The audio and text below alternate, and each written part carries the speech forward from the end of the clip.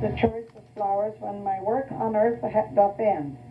A little flower, a pleasant smile, and kind words said to me, mean more than long-drawn eulogies when my life has ceased to be. That loving smile received today from friends I know are true, mean more than tears at my funeral when my work on earth is through. So don't cry. So thank you for your flower today. Whether pink or white or red, I would rather have one flower now than a truckload when I'm dead. And one flower I've had today is my son brought us from Toronto up to the cottage for a 2-day visit, which we enjoy very much. That's one of the flowers you've got. That's one of my flowers. Now, have you stopped it? No, it's still going. No, you don't have to rush through it. No. All the time in the world. All right, come on. Tell them about Mag. Well, the husband said to his wife, what would you like for your anniversary? What kind of a present? So she said, oh, just a pair of pants. So the storekeeper showed him a nice pair with frills and lace. And he said, not that kind, only an ordinary working pair of pants. Oh, a pair of working pants. Working pants. You get fouled up with this. What is that? Would you keep quiet? Well, that's that. Now, there was 2 people courting. And the girl's name was Jane Lemon, and the boy's name was Ebenezer Sweet. They decided to get married. This is the announcement that was in the paper. Some curious changes ere we meet, twixt Jane and Ebenezer, for she was changed from sour to sweet, and he became a lemon squeezer. All right. That's a funny one. Laugh when I laugh. Now, Norm's wife, Marg, sent Craig to the store to buy some diapers for Nancy. The storekeeper said, that will be $1.05 for tax. Oh, all right, then. You stopped that one. Craig said, we don't need the tax. My mother uses safety pins. Yeah. Tom, stop this. You interrupted me. Go. What did that do? Go in the little room. Tom, would you ever shut up? Tom, will you ever shut up? Oh, Oh, there's 2. Come on, keep going. Oh, wait a minute. Now, I got a bad one here. I'll better say. Wait, come on. Don't mind it. I have to say while the kids out. No, don't put that on there. You told me. Up, Roy. You told me that. I said, don't put it on. You know what, Ma? Now, listen. This is funny. This is funny. The teacher told the boy to write as to write a poem. I didn't.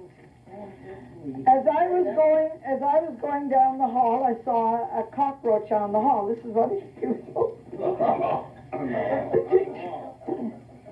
On the wall. Turn all over again. Oh, I think you said that's pretty good, John. Go ahead. The teacher told the little boys to write a poem, make up a poem and write a poem. All right, so he says, so he put down, as I was going down the hall, I saw a cockroach. What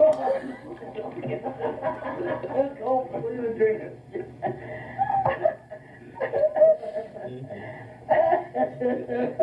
Oh, Jesus. Start again. Just say the poem. Wait a minute, a cockroach.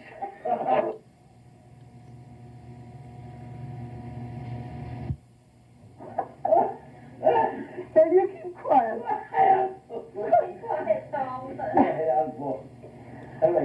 As I was going down the hall, I saw a cockroach on the wall.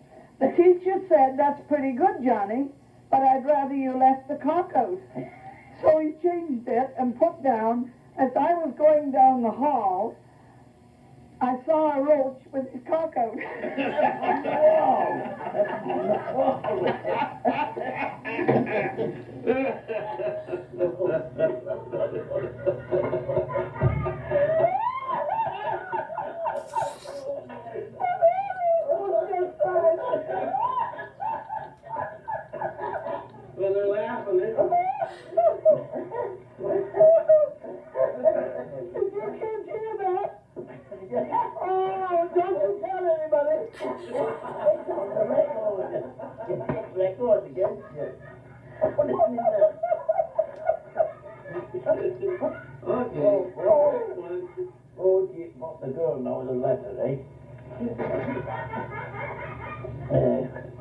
All right, All right. let's see, we're finished. You go to that. Now here's another one about a young lady. She was reading a letter in the streetcar. She began to cry. So she folded it up and put it in her purse. After a while, she took it out and read it again and began to laugh. So a young man across from her said, "I hope I'm not too personal, but that seems a strange letter you have. First you begin to cry, and then you read it again, and you begin to laugh." So she said, "It's from my brother Bill out west. He's a poor writer. First I thought he had diphtheria and shot himself. On reading it a second time, I found he had diarrhea and shit himself."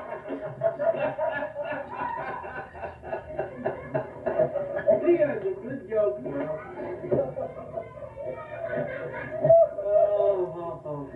We give you a little rest now, okay? Now wait a minute, wait till I see if there's any more.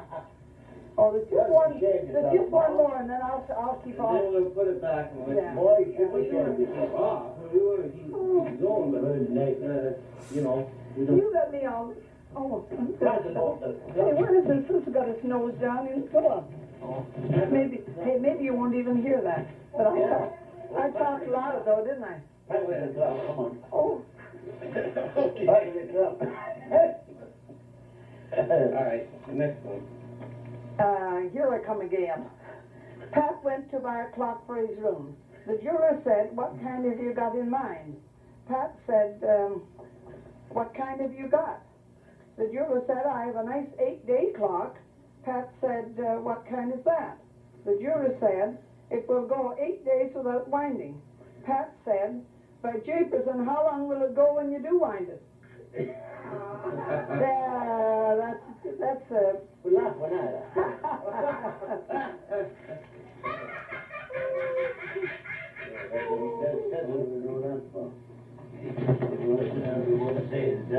when you croak, we get a lot of money. You got that down there, haven't you?